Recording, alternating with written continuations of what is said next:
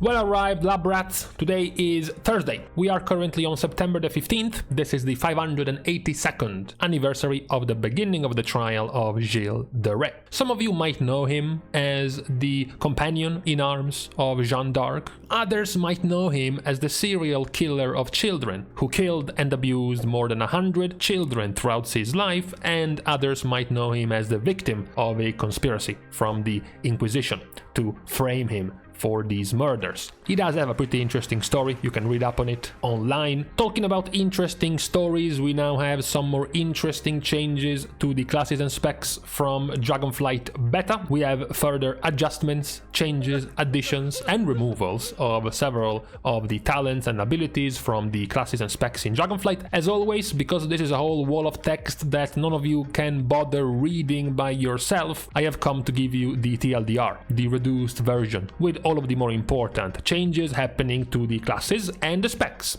So we are starting first with the very tiny change to Frost Death Knight, and then Enhancement Shaman, and then Hunter, because they are less than what we are about to see for other specs. First, for Frost, it's just the addition to Avalanche, now also working with the application of Razor Ice to your target. For Enhancement, there is this change. Blizzard wasn't sure that giving you a 100% chance to trigger a third attack was enough, so they said, okay, fine, 3000% chance to trigger a third attack, just to make sure you actually trigger that third attack. The actual change for Enhancement, however, is to Crash Lightning, which gets overall buffed. It almost doubles, it's like a 70% more damage to your Crash Lightning.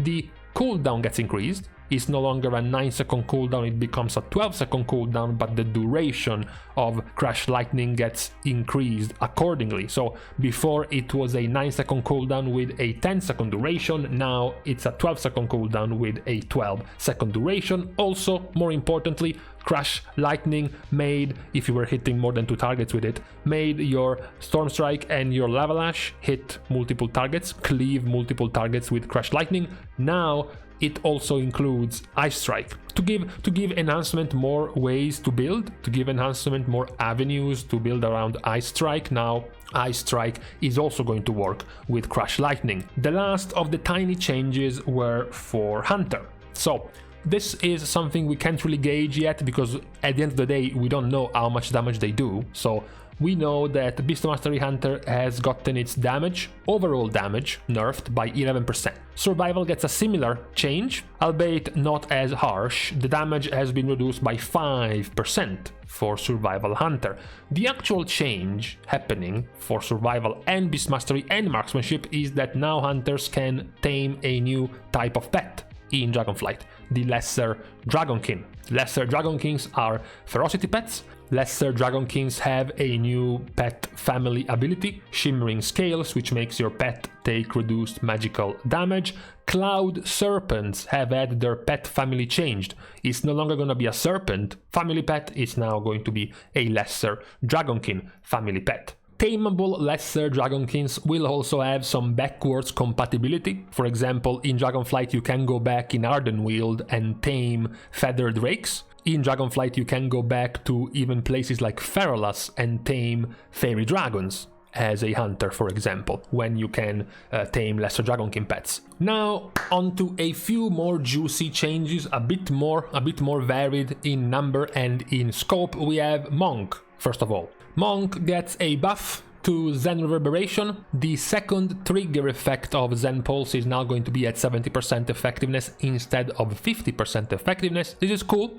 Very important as a healer to get talents that give you damage because of your Mythic Plus angle. So Zen Pulse can be used for damage, so this one will also buff your damage because it repeats, it triggers Zen Pulse again, and now it's at a higher effectiveness. Together with this we have Jade Bond right in the middle of your tree, right above Yulon's Breath. Jade Bond now is going to make Yulon's Soothing Breath heal for more. 25% was the healing increase when you casted abilities that activated Gust of Mist. You made Yulon's Soothing Breath healing increase by 25%. Now the increase is 40%. So it's pretty positive so far. We are getting some decent changes to Mistweaver. The only time we checked Mistweaver, usually it was a whole bunch of nerfs. So it's looking good right now. Well, we have a combo breaker. The combo breaker is this one. If you are a Mistweaver monk, you might have already started looking at this talent very fondly, because it's the talent that makes your Vivify instant. So currently, right now, you can only instacast Vivify if you are channeling Soothing Mist. Otherwise, if you're not channeling Soothing Mist, you have to hardcast Vivify. This was a super powerful talent because it took you only, literally, as you can see here, 3 talent points to learn this. Even if you were a Brewmaster monk, even if you were a Windwalker monk, you could spend those 3 or 4 talents to get the instacast Vivify. So this is gone.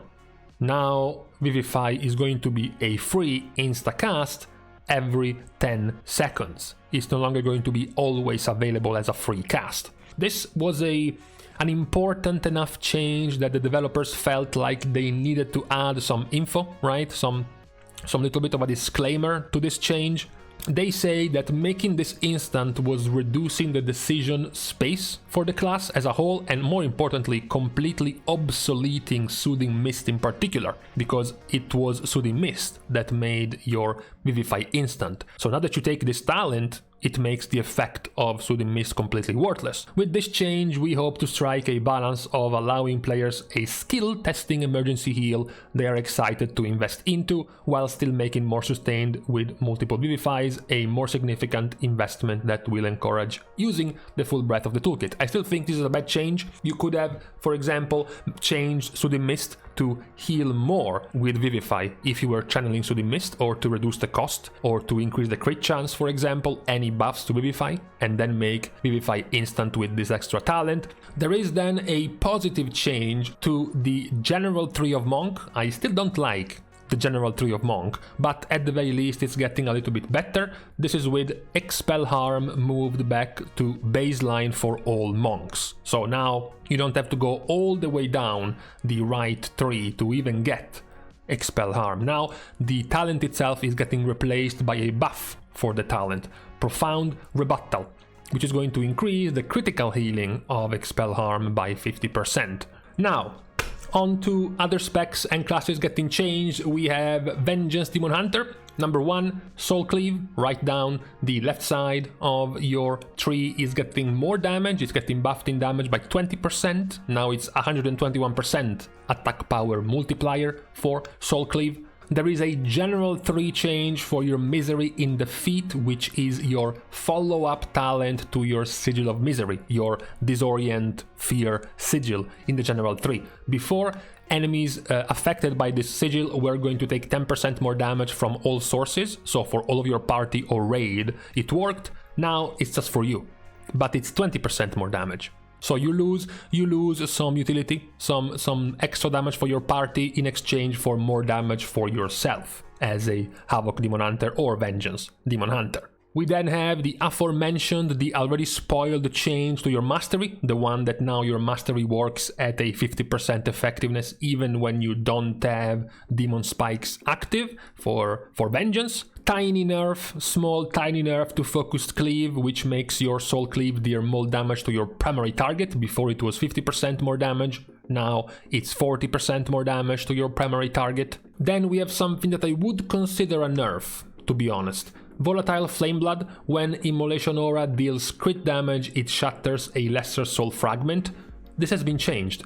Immolation Aura generates 5 to 10 fury when it deals critical damage. I like the idea of generating lesser soul fragments because they can work with other things in your kit, like your soul bomb, for example, like reducing the cooldown of your other abilities the more soul fragments you shatter, right? So it has a synergy with your kit, whereas the new version, okay, fine, it gives you more fury, but it's not nearly as engaging as the previous version of Volatile Flameblood. And talking about flame, we are talking about fire damage. Burning Blood has been changed again for like the 4th time in the past 2 weeks. Fire damage used to be increased by 8% flat. Now it's been turned into a 5 and 10% damage increase, but it now requires 2 talent points, 2 ranks for this talent. What perhaps might come as a surprise out of nowhere is that Shadow Priest is receiving a vast amount of buffs. That's right, I said buffs and not nerfs. That is what's happening to Shadow Priest. Number 1, Void Form. Void Form now lasts for 20 seconds instead of lasting for 15. Right down the right side of the tree, which is getting significant buffs all across that right side. What follows the buffs to Void Form itself is Void Bolt. We previously mentioned very confusingly how Void Bolt was nerfed in its cooldown to a 9-second cooldown. This has now been reverted. Void Bolt is back to having a 6-second cooldown. Talking about buffs, Mind Melt used to make your Mind Spike reduce the cast time of your next Mind Blast by 50%, stacking up twice. So basically it makes your next Mind Blast free instacast if you cast 2 Mind Spikes before it.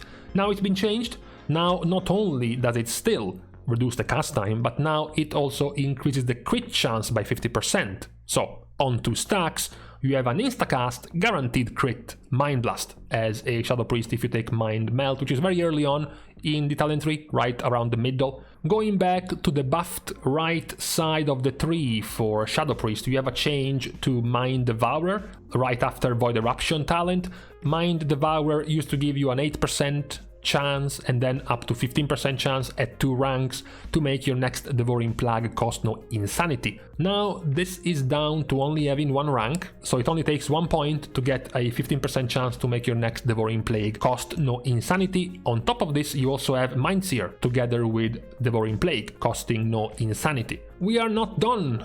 We are not done with the buffs to Shadow Priest because Mind Blast is also getting a buff to its cooldown. It used to have a 15-second cooldown recharge, now it has a 9-second cooldown recharge for Mind Blast. We then have massive buffs to Dark Ascension. Dark Ascension used to consume your Dark Evangelism stacks to increase the damage of your non-periodic shadow spells by 4% per stack for 18 seconds. If you're not aware, Dark Evangelism is the buff which gives you more dot damage. So it was very simple. You get a buff for dot damage which stacks up to 5 times, and you can then consume the buff that gives you dot damage to do non-dot damage, right? It was this alternating type of buff.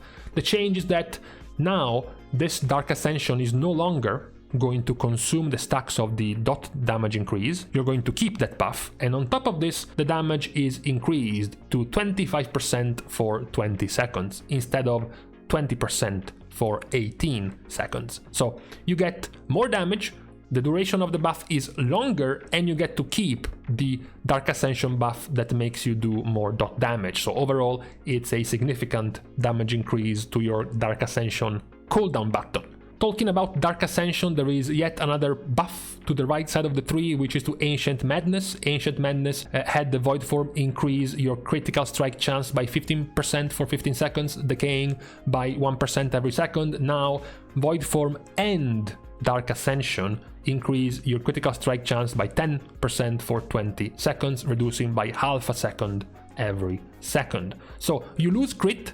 Instead of 15%, it's 10%, so at 2 ranks it goes to 20% instead of 30%, but you gain this 20% in Dark Ascension as well, and the duration is 20 seconds instead of 15, and you're losing 0.5% of crit every second instead of 1% of crit every second. So it's another massive buff to Dark Ascension as a cooldown for a Shadow Priest. Definitely a good time to be a Shadow Priest in the beta, since they got kind of hit by a nerf bat last time. Now it's pretty much an improvement across the board. Improvements happening to Holy Priest as well. Holy Priest was another spec hit by nerfs last week. Now, Searing Light down the right side of the tree gets a buff. Smite and Holy Nova deal 15% additional damage, now it's 25% additional damage. At 2 ranks is 50% instead of 30%. You have a buff to Resonant Words. Now casting a Holy Word spell increases the healing of your next heal or flesh heal by 25 and 50% instead of 15 and 30%. Very good buff to Miracle Worker, one of your last capstone talents before Holy Word Serenity. Your single target heal got a second charge. Now it's Holy Word Serenity and Holy Word Sanctify getting a second charge. So now you have both your single target Holy Ward and your AoE Holy Ward have 2 charges if you take this talent. Also a buff to Desperate Times, a mini Resto Shaman Mastery, increasing the healing by 6% and then 12% at 2 ranks on friendly targets below 50% health. Now it's 10 and 20% instead of 6 and 12. Last of the buffs, this is by far the biggest one, is to Spirited Litany, which is so big of a buff that it even changed its name, because now its name is Answered Prayers. Previously, after healing 80 times at rank 1 or 40 times at rank 2 with Prayer of Mending, you gained Power Infusion for 10 seconds. Now, after healing 100 or 50 times, so it's slightly nerfed in how many times it happens, but the buff is that instead of gaining Power Infusion for 10 seconds, you gain Apotheosis for 8 seconds. Apotheosis is massive. Apotheosis isn't just good because it makes you have no cost on your Holy Ward spells, it makes them reduce their cooldown by 300% while Apotheosis is active. The reason why it's super powerful is because the proc effect as soon as you enter Apotheosis is to reset the cooldown of your Holy Wards. Reset them regardless of the cooldown they have. Which means what's gonna happen is Holy Priests will be playing with a weak aura. They will have a weak aura that will track the amount of heals that their Prayer of Mending has done. And then when their Prayer of Mending is close to reaching 40 heals, they will dump their 2 Holy Wards because they are about to proc Apotheosis and they are about to have their Holy Wards reset. Which is very, very good. It's not RNG, it's not random, you can plan for this, you can pre-plan for this, you can look ahead for this. It adds, a skill expression to the build. It's a very good effect, as opposed to just getting Power Infusion for 10 seconds, which is far less powerful for healers and far less powerful for Holy Priests, which don't really have very big ramp periods like a Discipline Priest would, for example. Going back to doing damage, we are going back to Havoc because Shatter Destiny has been nerfed, your last talent right down the middle. Now the duration of your active demon form of your meta is extended by 0.1 second per 7 Fury spent instead of 6 Fury spent, so the extension is slightly smaller. Also, Momentum is getting nerfed. Now Momentum is no longer 12% more damage for 6 seconds, is 10% more damage for 5 seconds, so it's even harder to keep it up properly, especially after they got rid of Glide, proccing Momentum. There is, at the very least, a small buff, I think it's a 20% buff to the multiplier damage of your I-Beam at the cost of cooldown. So now your I-Beam attack power multiplier is 20% stronger, but your cooldown is 40 seconds instead of 30 seconds for your I-Beam. We can then finish our recap of the classes and specs getting significant changes with Arms Warrior and Warrior in general.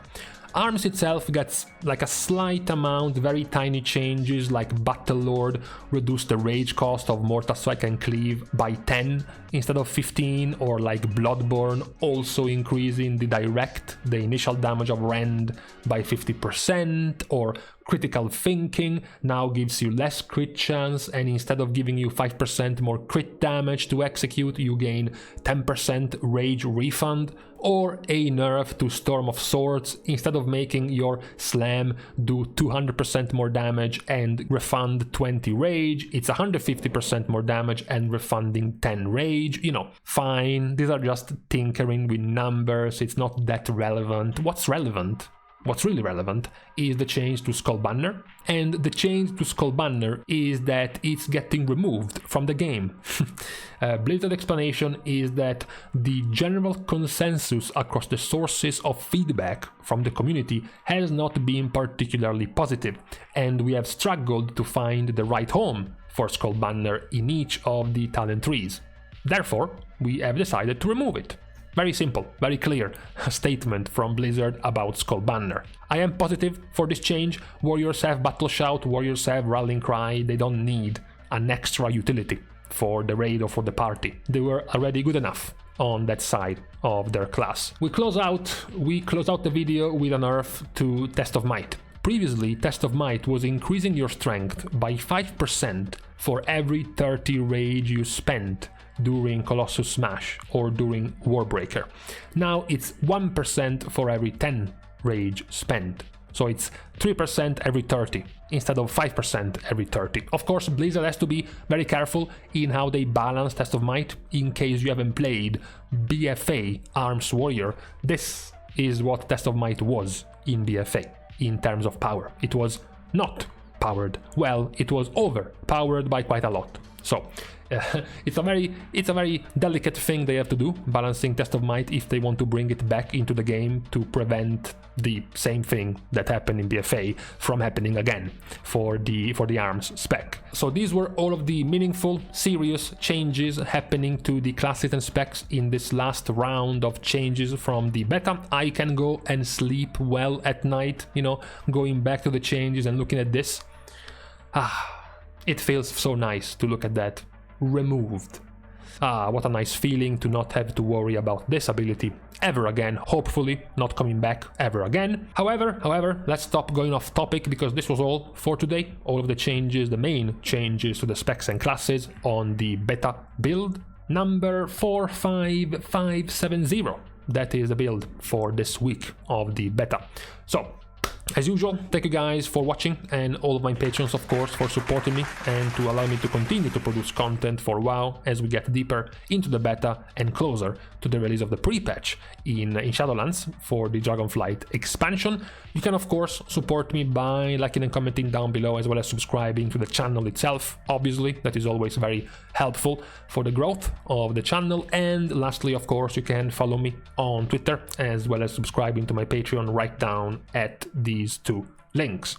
Thank you guys again for watching. See you guys very likely tomorrow, and in the meantime, nice, that's what I like to see. Today's forecast 29 degrees, Thursday 30 degrees, Friday 28, and then the weekend 18 degrees, 19 degrees, 20 degrees.